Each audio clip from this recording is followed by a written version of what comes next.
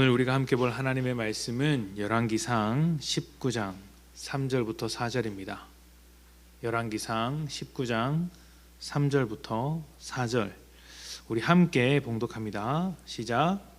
그가 이 형편을 보고 일어나 자기의 생명을 위해 도망하여 유다에 속한 브엘세바에 이르러 자기의 사환을 그곳에 머물게 하고 자기 자신은 광야로 들어가 하룻길쯤 가서 한 로뎀 나무 아래에 앉아서 자기가 죽기를 원하여 이르되 여호와여 넉넉하오니 지금 내 생명을 거두시옵소서.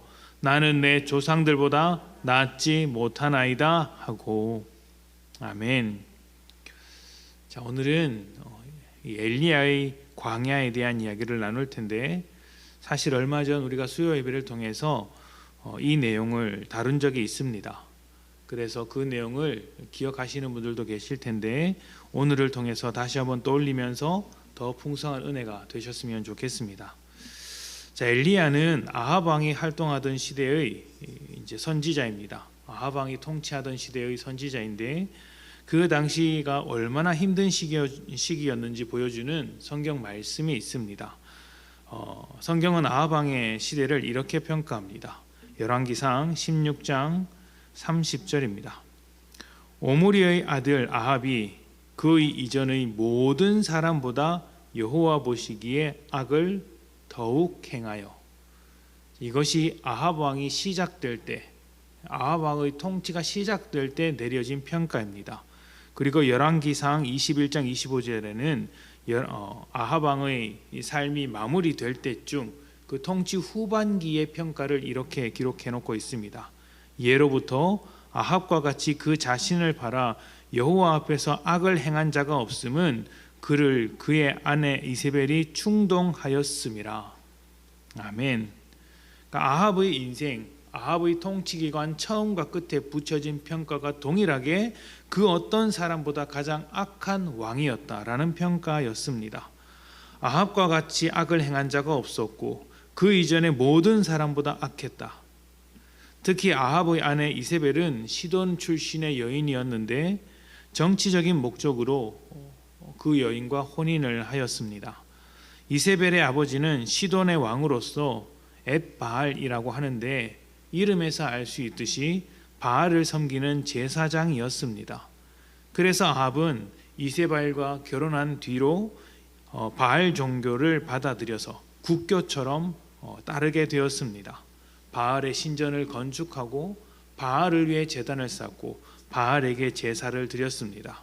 그리고 그 모든 제단과 신전과 제사를 관리하고 집행할 바알 선지자들이 아주 많이 활동하기도 했습니다. 이세벨의 성격은 굉장히 잔인한 것으로 알려져 있었는데 바알 선지자를 불러온 대신 하나님의 선지자를 잡아서 죽이기까지 했습니다. 하나님을 몰아내고 바알의 땅으로 만들고자 했던 것이죠. 이와 관련해서 수많은 선지자들이 죽어나가자 엘리야가 이제 자기 혼자 남았다고 간절히 호소하는 장면도 나옵니다. 이렇게 위험한 시대 속에서 활동한 선지자가 엘리야입니다.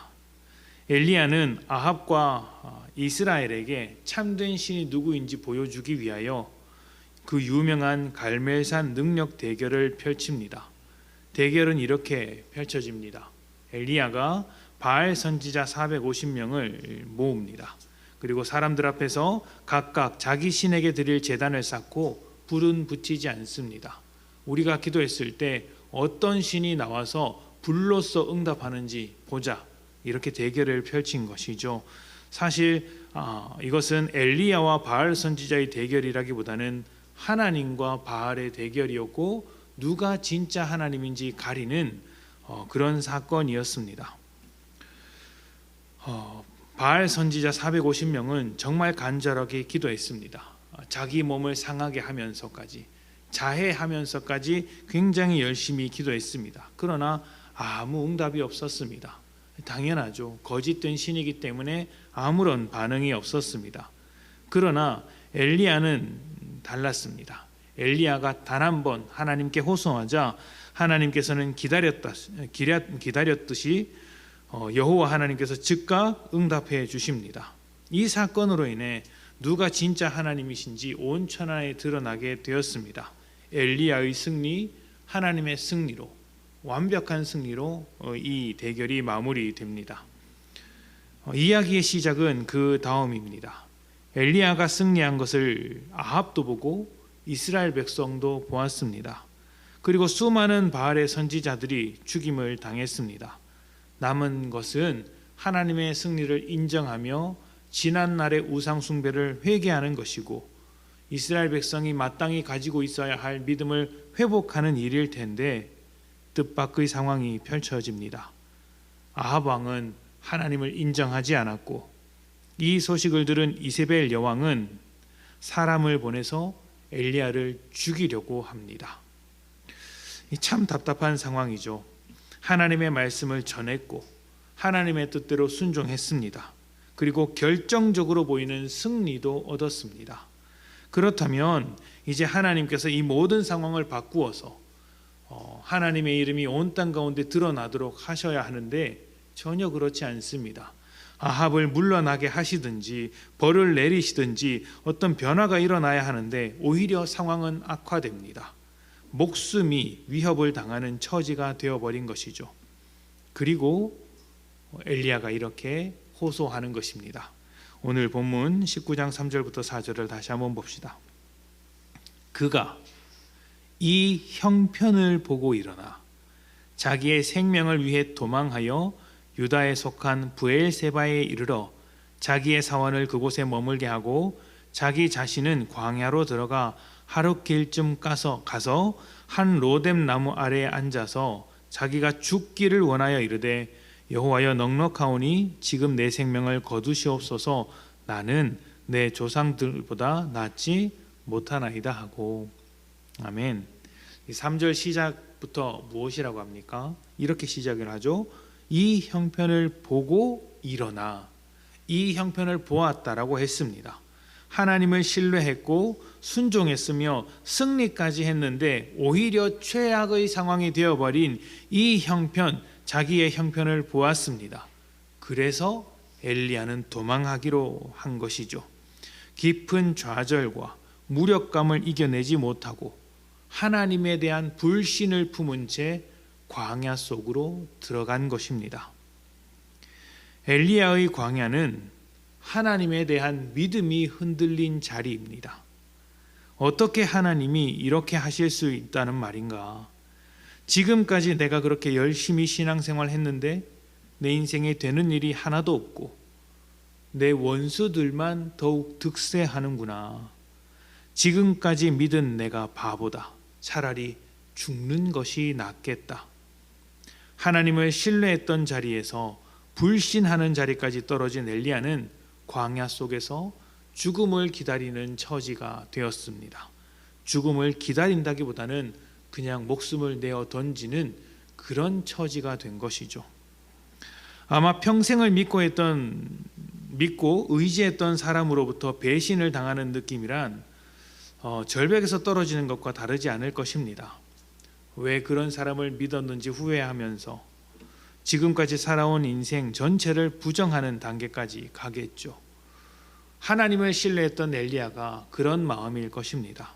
하나님에 대한 배신감, 하나님을 괜히 믿었고 하나님께 괜히 순종했고 하나님께 괜히 열심을 내었다라는 후회가 가득해서 더 이상 하나님을 신뢰하려고 하지 않습니다. 하나님을 믿지 않습니다. 하나님을 믿지 않는 깊고 깊은 광야 속에 남겨진 것이죠. 우리 역시 하나님께 실망할 때가 많이 있습니다. 특히 열심 있는 신앙일수록 하나님께 자주 실망을 합니다. 40일을 금식하면서 기도했는데 그 인생이 더 힘들어진다고 해보십시오. 그 사람이 다음부터 기도하겠습니까? 열심히 순종하며 살았는데 말씀과 기도만으로 살아왔는데 내 삶의 고난이 점점 더 커진다고 해보십시오. 실망은 더 커질 수밖에 없겠죠. 하나님에 대한 믿음도 사라지겠죠. 삶의 고난이 하나님을 향한 실망으로 바뀌게 되고 더욱 깊은 광야로 이끌고 들어가는 것입니다. 그런데 우리는 하나님 앞에 실망하기 전에 이렇게 생각을 해봐야 합니다. 나는 과연 올바른 믿음으로 하나님을 대하고 있는가? 나의 기도와 열심은 하나님의 뜻에 맞는 것이었던가? 아니면 나를 세우기 위한 수단에 불과했던 것인가? 내 기도에 응답이 되지 않는다고 기도를 멈추는 것은 그동안 하나님을 도구로 여기는 것이었던가? 아니면 하나님을 목적으로 여기는 것이었던가? 엘리야가 광야에서 하나님을 원망하며 믿지 않을 때 하나님께서 다시 한번 그에게 찾아와 주십니다. 그리고 목숨을 내놓고 죽으려고 했던 그 앞에서 먹을 것을 주시며 회복을 말씀하십니다. 도무지 움직이려고 하지 않았던 엘리야를 다시 한번 일으켜 세우셔서 광야를 넘어 하나님의 산으로 가도록 재촉하시는 것이죠. 열왕기상 19장 8절부터 10절입니다. 이에 일어나 먹고 마시며 그 음식물의 힘을 의지하여 40주 40야를 가서 하나님의 산 호렙에 이르니라. 엘리야가 그곳 굴에 들어가 거기서 머물더니 여호와의 말씀이 그에게 임하여 이르시되 엘리야야 내가 어찌하여 여기 있느냐? 그가 대답하되 내가 만군의 하나님 여호와께 열심히 유별하오니 이스라엘 자손이 주의 언약을 버리고 주의 제단을 헐며 칼로 주의 선지자들을 죽였음이오며 오직 나만 남았거늘 그들이 내 생명을 찾아 빼앗으려 하나이다. 아멘. 호렙산은 신의 산의 다른 이름입니다. 모세가 하나님을 만났던 바로 그 산에 하나님께서 엘리야를 이끌고 간 것이죠. 이곳에서 모세는 하나님을 새롭게 만났고 이제 엘리야도 새로운 하나님을 만나게 되는 것입니다. 하나님께서 엘리야에게 묻습니다. 내가 어찌하여 여기 있느냐? 하나님께서 엘리야가 있는 장소를 몰라서 또 여기까지 온 것을 몰라서 묻는 것이 아니시죠? 여기까지 이끌고 오신 분이 하나님이셨습니다. 이렇게 질문하셨던 것은 아담에게 했던 질문과 같은 것입니다. 아담이 선악과를 먹고 하나님을 피하여 숨었을 때 하나님은 아담에게 먼저 찾아오셔서 내가 어디 있느냐 물으셨습니다. 이것은 죄인이 되어버린 아담의 민낯, 아담의 현실을 들여다보게 하시는, 스스로 들여다보게 하시는 질문이었습니다. 나의 축복 가운데 살고 있던 아담아, 네가 어찌하여 죄인이 되었느냐? 네가 서 있는 그 현실은 무엇이냐? 묻는 것이었죠. 너 왜 그렇게 하고 있느냐? 이렇게 묻는 것입니다. 엘리야는 대답합니다. 나는 하나님께 유별날 정도로 열심히 있었지만 오히려 죽을 위기에 빠졌습니다. 나의 믿음은 완전히 실패했습니다. 하나님을 믿었으나 알고 보니 하나님은 믿을 만한 분이 아니었습니다. 광야 속에서 답을 얻지 못하고 완벽하게 절망해버린 엘리야의 외침이기도 합니다. 그런데 이때 여전히 하나님은 엘리야에게 다가오셔서 이렇게 말씀하십니다. 11절입니다. 여호와께서 이르시되 너는 나가서 여호와 앞에서 산에 서라 하시더니 여호와께서 지나가시는데 여호와 앞에 크고 강한 바람이 산을 가르고 바위를 부수나 바람 가운데 여호와께서 계시지 아니하며 바람 후에 지진이 있으나 지진 가운데에도 여호와께서 계시지 아니하며 또 지진 후에 불이 있으나 불 가운데에도 여호와께서 계시지 아니하더니 불 후에 세미한 소리가 있는지라. 아멘. 산을 가르고 바위를 부수는 강력한 바람 중에도 하나님은 계시지 않으셨습니다. 지진과 불 속에서도 하나님이 계시지 않으셨습니다. 이것들은 모두 강력한 힘을 나타내는 것이죠. 산을 부수고 땅을 흔드는 아주 강력한 힘. 어쩌면 엘리야가 기대했던 하나님의 모습이 바로 이런 것들이었는지도 모릅니다. 아합 왕을 다 깨뜨리고 부수고 자신의 이름이 온전히 드러나서 그 능력으로 승리하는 것, 당당하게 승리하는 그런 모습들이 아합이 기대했던 것들이었을지도 모르겠습니다. 그들을 제압하고 무너뜨리는 하나님, 위협으로부터 나를 지켜줄 수 있는 큰 군대의 하나님, 그래서 선지자들과의 능력 대결에서 승리할 때까지만 하더라도 엘리야는 그렇게 당당한 모습을 보여주었던 것이죠. 그래, 하나님 믿기를 잘했다. 그런데 엘리야가 믿었던 하나님은 딱 거기까지였던 것입니다. 하나님은 그런 강력한 중에도 계시지만 엘리야에게는 강력한 중에 나타나지 않으셨습니다. 오히려 들리지도 않을 것 같은 세미한 소리 가운데 말씀하십니다. 엘리야가 기대했던 모습과는 전혀 다른 하나님이었던 것입니다. 그리고 그 세미한 소리 속에서 하나님의 계획을 새롭게 발견하게 됩니다. 어쩌면 우리는 엘리야처럼 힘있고 강력한 하나님을 기대할 때가 많이 있는 것 같습니다. 하나님, 세상을 꺾고 우리가 잘 되게 해 주십시오. 하나님, 우리가 세상 그 어떤 사람보다 빛나게 해 주십시오. 위대하게 해 주십시오. 성공하게 해 주십시오. 하나님께 열심히 있으니 하나님, 그에 대해서 보답을 해 주십시오. 그러나 하나님은 약함을 통해서 역사하시는 하나님이시기도 합니다. 얼마나 약하게 일하시냐면 전능하신 하나님께서 사람들에게 배신당하기까지 약하십니다. 사람들의 종이 되기까지 약해지십니다. 십자가에 달려 죽으시기까지 약해지시는 것이죠.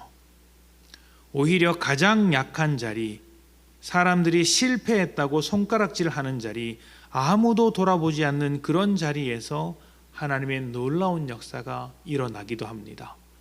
우리가 그토록 사모하고 간절히 구하는 십자가가 바로 그런 자리였습니다.